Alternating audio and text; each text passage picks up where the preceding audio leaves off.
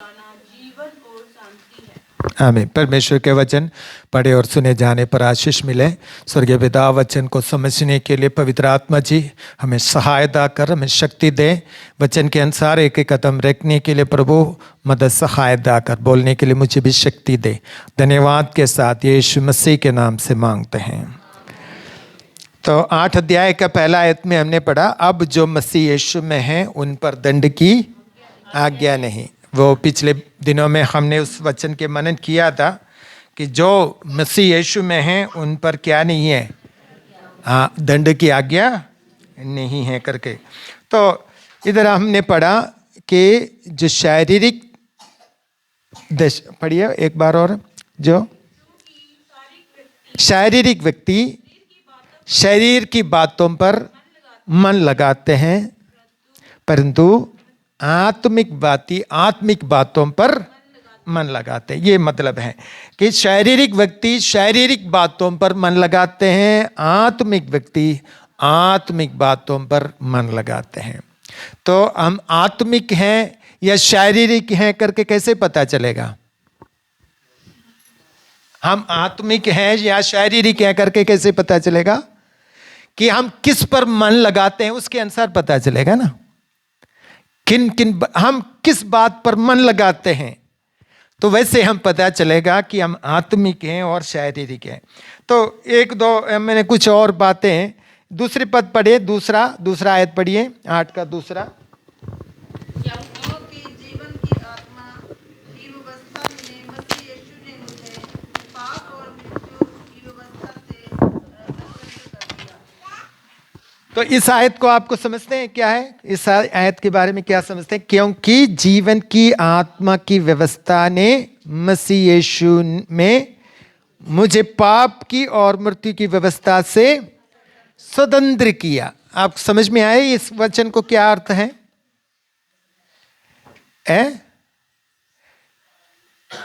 पाप की व्यवस्था, मृत्यु की व्यवस्था, ये सब बातें लिखा है, लेकिन पाप की व्यवस्था और मृत्यु की व्यवस्था से क्या किया है? परमेश्वर ने हमें स्वतंत्र किया है। तो जीवन की आत्मा की व्यवस्था की ने पाप की और मृत्यु की व्यवस्था से हमें, तो हम पहले हम मृत्यु के गुलाम में थे और हम जीवन से दूर थे, लेकिन परमेश्वर ने आत्मा की व्यवस्था से हम दूर थे, लेकिन यीशु मसीह के मृत्यु के द्वारा हमें क्या मिला है? हमें जीवन और जीवन की आत्मा की व्यवस्था के अनुसार चलने के लिए प्रभु ने हमें स्वतंत्र कर दिया है। हालेलुया। तो पाप हमें गुलाम कर देते हैं और हमें मृत्यु में लेके जाते हैं, लेकिन यीशु मसीह के मृत्यु, यीशु मसीह के क्रूस के बलिदान हमें उस पाप की व्यवस्था से या मृत्यु की व्यवस्था से हमें क्या कर दिया? अलग किया। क्योंकि तीसरा आयत में लिखा है, क्योंकि जो काम व्यवस्था पढ़िए, क्योंकि जो काम व्यवस्था शरीर के कारण दुर्बल होकर ना कर सकी, उसको मसीह ने किया, अर्थात अपने ही पाप में शरीर के समानता में और पाप बलि होने के लिए भेजकर शरीर में पाप पर आज्ञा। मतलब आप समझ में आ रहे हैं कि इसका मतलब क्या है? कि व्यवस्था क्या नहीं कर सकता? व्यवस्था कौन सा है? क्या है व्यवस्था? व्यवस्था क्या है? पता है व्यवस्था क्या है? शुरुआत का 5 किताब व्यवस्था बोलते हैं, व्यवस्था कहते हैं। शुरुआत के 5 के पुराने नियम का 5 किताबें मूसा के द्वारा दिया हुआ व्यवस्था है। वो व्यवस्था क्या कहता है? व्यवस्था ये कहते हैं कि तू पापी है, कहते हैं कि मनुष्य को पापी ठहराते हैं। व्यवस्था क्या करते हैं? मनुष्य को पापी ठहराते हैं, लेकिन पापों से छुड़ाने के लिए उनके पास शक्ति नहीं है। क्या समझ में आ रहा है कि नहीं आ रहा है? व्यवस्था ये कहते हैं कि तुम पापी हैं, तो ये करना पाप है, तुम दंड के योग्य है, यही बताते हैं व्यवस्था। लेकिन व्यवस्था को पापों से छुड़ाने के लिए, क्या समझ में नहीं आ रहा आपको? व्यवस्था को पापों से छुड़ाने के लिए शक्ति नहीं है। फिर क्या, कैसे हुआ, क्या हुआ कि इधर लिखा है, क्योंकि जो काम व्यवस्था शरीर के कारण दुर्बल होकर ना कर सकी, उसको परमेश्वर ने किया, अर्थात अपने पुत्र को पाप में शरीर की समानता में और पाप बलि होने के लिए भेजकर शरीर में पाप पर दंड की, मतलब व्यवस्था ये कहते हैं कि पाप करेगा तो तुम अवश्य मरेगा, लेकिन इस पाप से कौन छुड़ाएगा? क्योंकि हम मृत्यु के योग्य हैं, दंड के योग्य हैं। लेकिन एक व्यक्ति उसके लिए क्या करना पड़ेगा? बलि। तो वो व्यवस्था कर जो नहीं कर सकता था, जो हम व्यवस्था पालन करके हम व्यवस्था पूरा नहीं कर सकते हैं, व्यवस्था जो हम करने के लिए असमर्थ है, व्यवस्था के नियम बहुत कठिन थे, वो हम पूरा नहीं कर सकता था। लेकिन यीशु मसीह वो व्यवस्था पूरा किया है, और पूरा करके पूरा भी किया, पूरा करके हमारे लिए अपना जीवन भी दे दिया, और हमें पाप और मृत्यु की व्यवस्था से हमें स्वतंत्र कर दिया। हालेलुया। और 4 आयत क्या पढ़ा? क्या 4 आयत में क्या लिखा है? इसलिए कि व्यवस्था की विधि हमने जो शरीर के अनुसार नहीं वरन आत्मा के अनुसार चलते हैं पूरी की जाए। तो हमें 4 में ऐसा लिखा है, किस लिए? कि व्यवस्था की विधि हमें जो शरीर के अनुसार नहीं वरन आत्मा के अनुसार चलते पूरी की जाए। तो हम व्यवस्था को कैसे हम पूरी करना है? आत्मा के अनुसार चलकर। तो हमें कैसे चलना है? आत्मा में चलेगा तो हम क्या नहीं, या हम व्यवस्था को क्या कर सकते हैं? इसलिए कि व्यवस्था की विधि हमें जो शरीर के अनुसार नहीं वरन आत्मा के अनुसार चलते हुए पूरी की जाए। हालेलुया। तो अगर पवित्र आत्मा की अगुवाई करते हैं, तो अगुवाई में चलते हैं, तो हमें व्यवस्था के अनुसार, व्यवस्था की या 5 आयत में हम पढ़ते हैं, 5 आयत में वो शारीरिक व्यक्ति शरीर की बातों पर मन लगाते हैं, आत्मिक व्यक्ति आत्मिक बातों पर मन लगाते हैं। हालेलुया। तो हमें आत्मा में चलकर, नए नियम के विश्वासियों को परमेश्वर ने पवित्र आत्मा को दिया है कि हम अपने शरीर पर चलते हुए उस व्यवस्था के कामों को पूरा नहीं कर सकता था, लेकिन परमेश्वर ने अपनी आत्मा को हमारे ऊपर उंडेल दिया, और हम उस आत्मा की अगुवाई से चलकर जय पाने के लिए। हालेलुया। तो इसलिए हम मनन करेंगे, क्या हम शारीरिक हैं या आत्मिक व्यक्ति हैं? कि अगर हम शरीर की बातों को पूरा करते हैं तो हम, या शरीर की अभिलाषाओं पर चलते हैं तो हम शारीरिक है। कैसे लिखा है?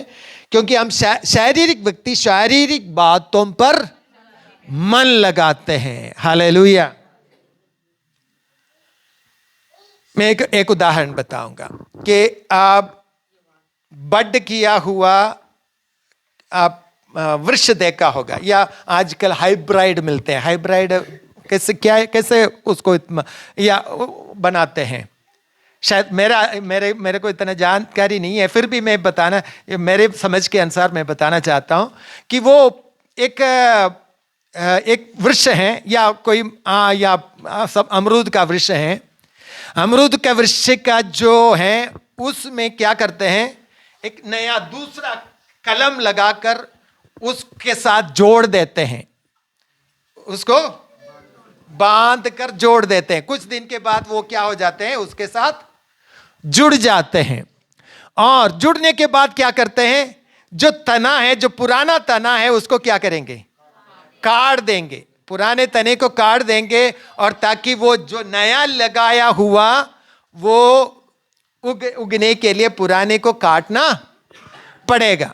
अगर जब तक वो पुराना है तब तक वो उगेगा नहीं, वो नया कलम उगेगा नहीं। तो पुराने क्या करेंगे, पुराना जड़ को या पुराने वो पेड़ को उसके ऊपर से जहां वो लगाया है, नया कलम लगाया, उसके ऊपर से वो काट देंगे। काटने के बाद या वो नया कलम शक्ति से बढ़ने के लिए उसको मदद मिलेगा। तो इसी प्रकार हम अभी भी जो जीवित है, कहां जीवित है? इसी शरीर में जीवित है। इसी पाप शरीर में प्रभु ने क्या दिया है?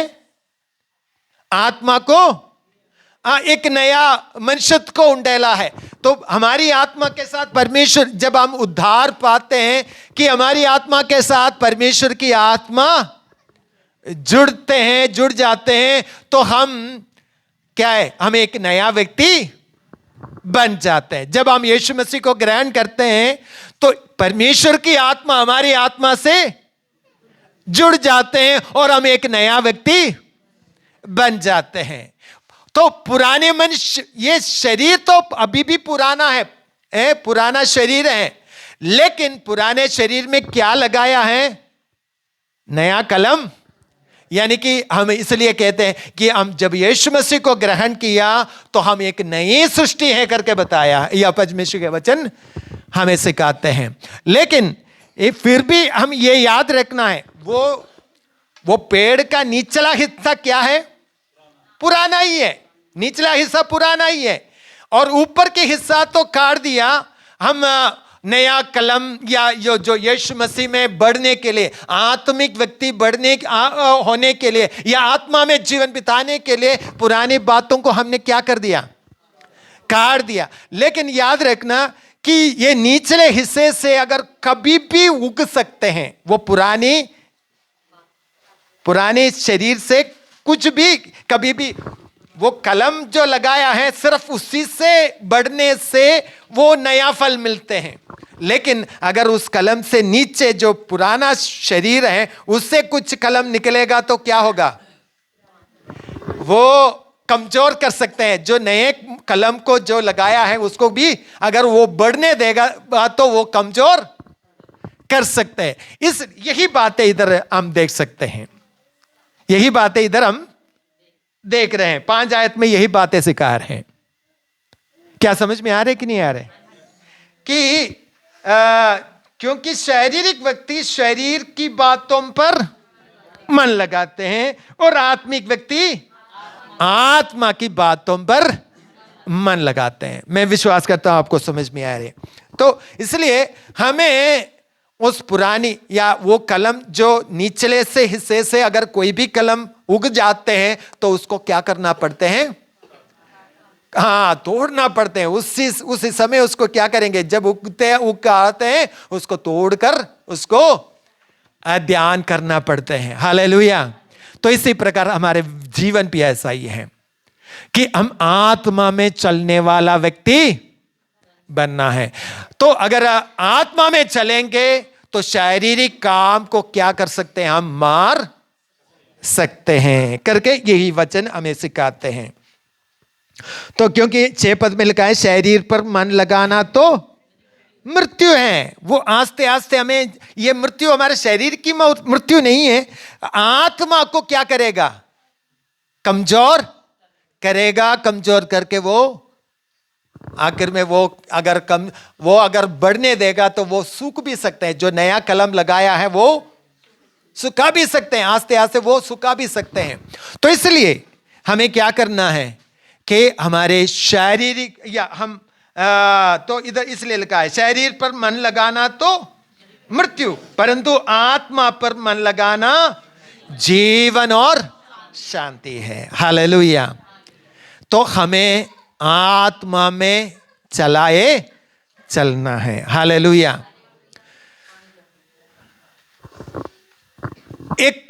तो हम, इसका मतलब ये नहीं है कि हम दुनिया या हम काम नहीं करना है, काम तो करना है। क्या नहीं?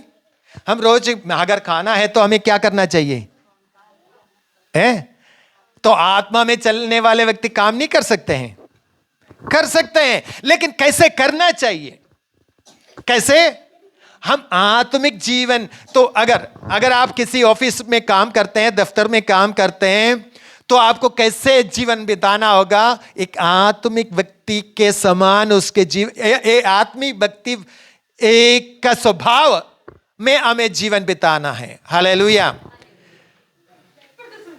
हाँ जी, बच्चे इधर ध्यान दे दो, आराम से बैठो। ओके, तो अगर काम करते हैं, तो अगर हम मान लो अगर कोई आप एक ऑफिसर के जगह में बैठे हैं, तो आपको अगर कोई रिश्वत देते हैं, तो आप रिश्वत लेते हैं, तो आप आत्मिक काम करते हैं, शारीरिक काम करते हैं?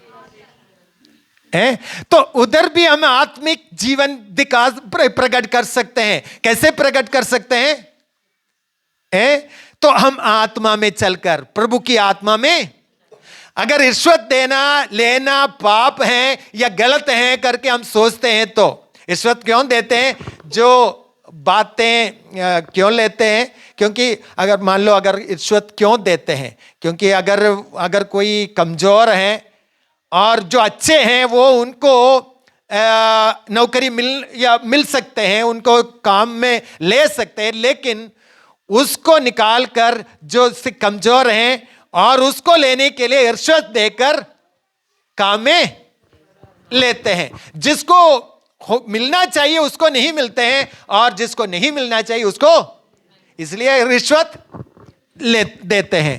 तो मतलब इस प्रकार की जो शारीरिक बातें हैं, वो अगर हम काम करना पाप नहीं है, काम करने के लिए परमेश्वर ने हमें कहा है कि तुम मेहनत करके क्या कहोगे? तो अपना पेट भरोगे। तो काम करना पाप नहीं है, और लेकिन हमें विश्वास योग्यता के साथ काम, अगर काम करने के लिए आप ऑफिस में जाते हैं 10 बजे या 8 बजे या 10 बजे काम करने के लिए कहते हैं, आप 11:30 बजे या 10:30 बजे जाते हैं, तो आप विश्वास योग्य नहीं है। आप विश्वास योग्य, तो आप एक प्रभु के आत्मा में चलने वाला व्यक्ति, आपको काम पूरा या समय पर क्या करेंगे? और वो काम पूरा करेंगे। एक दिन जो काम करना चाहिए वो पूरा करेंगे, विश्वास योग्यता के साथ, आलसी के साथ नहीं, विश्वास योग्यता के साथ आप काम पूरा करेंगे।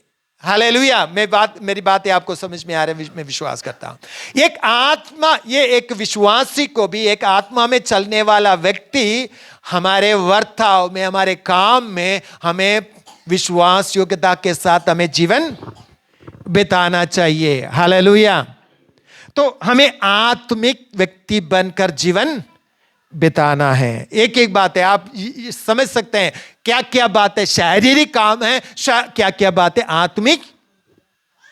मैं ज्यादा लंबा नहीं करूंगा, अभी भी 12:20 हो गया, प्रभु का मेज भी है। एक उदाहरण मैं आगे की बातों को फिर मैं कभी बताऊंगा। एक उदाहरण बता के, मैं बाइबल का एक उदाहरण बता के बंद करूंगा। काइन और हाबेल का एक उदाहरण मैं इधर बताना चाहता हूं। ये दोनों कहां जा रहे हैं? 4 अध्याय में कहां जा रहे हैं ये दोनों? आराधना के लिए जा रहे हैं। कहां जा रहे हैं? आराधना के लिए जा रहे हैं। दोनों भाई इकट्ठे जा रहे हैं आराधना करने के लिए। और एक के हाथ में क्या है? उसने वो भेड़ बकरियों को चराने वाला था, इसलिए उसने अपने भेड़ बकरियों में से उत्तम चीज लेकर प्रभु की आराधना के लिए। लेकिन काइन के बारे में लिखा है, काइन कुछ लेकर गया, कुछ लेकर, उत्तम नहीं लिखा है, वो कुछ लेकर, जो हाथ में मिल गया वो लेकर चले गया। दोनों भाई आराधना के लिए जा रहे हैं। आराधना करने के बाद, आराधना करते करते, या हम देख सकते हैं काइन ने देखा तो आबेल का तो ग्रहण किया, मेरा तो ग्रहण नहीं किया। और काइन का ग्रहण नहीं किया, इसलिए काइन के जीवन में क्या उस समय क्या प्रकट हो गया? आराधना करके वापस जाते समय उनके जीवन में क्या प्रकट हो गया? गुस्सा, जलन, क्रोध, और ये उनके जीवन में प्रकट हो गया है करके हम देख सकते हैं कि उनके जीवन में कायीन के जीवन में परमेश्वर प्रसन्न नहीं कर सकता था?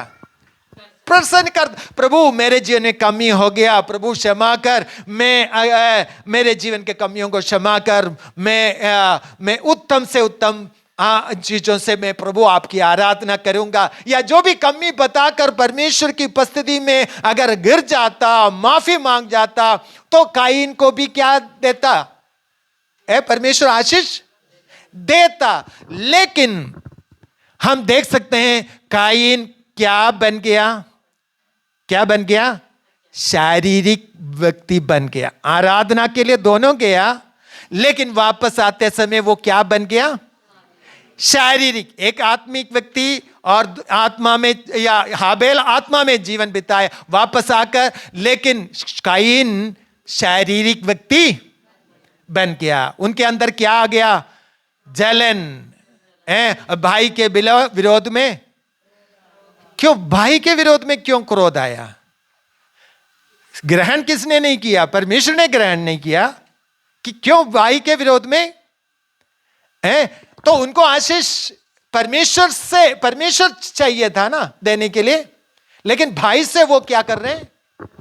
जलन रखते हैं और भाई के विरोध में कोप कर रहे हैं या क्रोधित कर रहे हैं। और भाई को फिर बाद में परमेश्वर ने उनको चेतावनी भी दिया था, तू ऐसा नहीं करना, तू भला करेगा तो मैं तुम्हारा भी ग्रहण नहीं की जाएगी। तो परमेश्वर ने उसको बताया था कि तू अगर भला करेगा, तो तू अगर सही रीति से आराधना करेगा तो तुम्हारा भी ग्रहण करेगा, तुम भी आशीष पाओगे। लेकिन ये चेतावनी को कायीन स्वीकार करने के लिए तैयार नहीं हुआ, तो इसलिए और परमेश्वर से वो दूर चले गया है करके हम देख सकते हैं। एक आत्मिक मृत्यु में चले गया। हालेलुया। वो भाई को ऊपर क्रोध करके हत्या किया और उधर से फिर हम आगे पढ़ते हैं, 4 अध्याय पढ़ते हैं, वो परमेश्वर की उपस्थिति को छोड़कर दूर चले गया। तो मेरे प्रिय भाई बहनों, तो हम परमेश्वर की उपस्थिति में आराधना करने के लिए आते हैं। काफी बार हमारे जीवन में जलन, गुस्सा, क्रोध और वैर भाव, इन बातें हमारे जीवन में अंदर उग जाते हैं कि हम काफी बातों के या हमारे जीवन में आ जाते हैं। लेकिन हमें समझना चाहिए कि मैं शारीरिक व्यक्ति नहीं हूं, मैं आत्मा में चलकर मैं शारीरिक कामों के ऊपर जय पाना है। हालेलुया। तो आत्मा में चलकर मुझे शारीरिक कामों के ऊपर जय पाना है। हालेलुया। तो आत्मा में, इसलिए परमेश्वर के वचन में हम पढ़ते, मैं बंद करना चाहता हूं कि क्योंकि शारीरिक व्यक्ति शरीर की बातों की चिंता, तो हम किसकी चिंता करते हैं? हम क्या क्या बातों की चिंता करते हैं? हमारी चिंता किस विषय के लिए है? क्या खाएंगे, क्या पिएंगे, क्या पहनेंगे, उसकी चिंता है? हमारी चिंता किस बात पर हम ज्यादा चिंता करते हैं? हम कैसे कमाई करेंगे, हम कैसे कमाएंगे, क्या इसी की चिंता है? तो हमारी चिंता हमारी शारीरिक बातों पर हम चिंता करेगा तो हमें क्या मिलेगा? हमें मृत्यु, हम आत्मिक मृत्यु। मैं शारीरिक मृत्यु के बारे में नहीं कह रहा हूं, नहीं लिखा है कि आत्मा में हमें क्या हो जाएंगे? कमजोर होते होते हम प्रभु से कायीन की तरह दूर हो जाएंगे। हालेलुया। तो हमें इसलिए आत्मिक बातों में चलना है, आत्मा में विश्वास योग्यता के साथ चलना है और आनंदित होकर जीवन बिताना है। दूसरों के आशीषों में हम भी आनंदित हो जाए, दूसरों के खुशियों में हम भी खुशियां मनाने के लिए मदद या प्रभु या मनाया जाए। और हमें हमारे अंदर शारीरिक काम प्रकट होने के लिए कभी भी अवसर नहीं देना है। अगर शारीरिक काम प्रकट होने के लिए अवसर देगा तो वो हमें आस्ते आस्ते मृत्यु में लेके जाएंगे। तो इसलिए आत्मिक बातों पर मन लगाकर। कमी तो आ सकते हैं, कभी भी कमी आ सकते हैं, काइन की तरह कभी भी कमी आ सकते हैं। कमी आना या कमी आ सकते हैं, किसी के जीवन में भी आ सकते हैं, कोई भी किसी के भी जीवन में कमी आ सकते हैं। लेकिन कमी को हमें या उसको कैसे हमें उसका करना चाहिए, और हम अपने आप को पश्चाताप करके प्रभु की उपस्थिति में अपने आप को दीन करके, तो हमें प्रभु के वचनों में आगे बढ़ने की जरूरत है। जब हम प्रभु के वचनों में आगे बढ़ेंगे तो परमेश्वर ने कहा कि तू अगर भला करेगा तो मैं तुझे भी आशीष दूंगा। हालेलुया। तो भला करेगा तो काइन भी आशीष पाना चाहिए, पाना था, लेकिन वो उपदेश सुनने के लिए वो तैयार नहीं हुआ, वो प्रभु से दूर चले गया है करके हम। तो आत्मिक मृत्यु। तो इसलिए मेरे प्रिय भाइयों बहनों, इस नए साल हमें कैसे जीवन बिताना है? आत्मा में चलते हुए जीवन, आत्मा की बातों को माने। तो संडे चर्च में बहुत सारे लोग अभी भी नहीं आए हैं। क्यों? कारण क्या है कि वो शारीरिक बातों पर मन लगाते हैं। शारीरिक, पहला स्थान किसको देना चाहिए? जो परमेश्वर को जो समय देना चाहिए वो परमेश्वर को देना चाहिए। अगर वो समय किसी और काम के लिए देते हैं तो वो शारीरिक काम है, वो शारीरिक काम है, वो शारीरिक काम है। वो शारीरिक काम या पहला स्थान हमें परमेश्वर को देना ही है, पहला स्थान परमेश्वर को देना ही है। अगर वो काम हम किसी और बातों के लिए देते हैं तो आप आत्मा में नहीं चल रहे हैं, आप शारीरिक रीति से चल रहे हैं। हालेलुया। तो इसलिए आत्मा में चलकर हमें क्या पाए? आत्मा में चलेगा तो क्या मिलेगा? जीवन और शांति मिलेगा। हालेलुया। तो आत्मा में चलने के लिए परमेश्वर की आत्मा हमें मदद सहायता करे। हालेलुया। तो हमें आत्मा में चलकर शारीरिक कामों को क्या करना है? डेली हमें मारना है। हालेलुया। तो परमेश्वर हम सबको मदद सहायता करें और जय का जीवन बिताने के लिए इन वचनों के द्वारा परमेश्वर आपको हम सबको मदद सहायता करें और आत्मा में चलने के लिए, आत्मा में चलकर जय प्राप्त करने के लिए, शांति और आनंद पाने के लिए प्रभु हमें सबको मदद सहायता करें। और इस वचन के द्वारा परमेश्वर आशीष दे।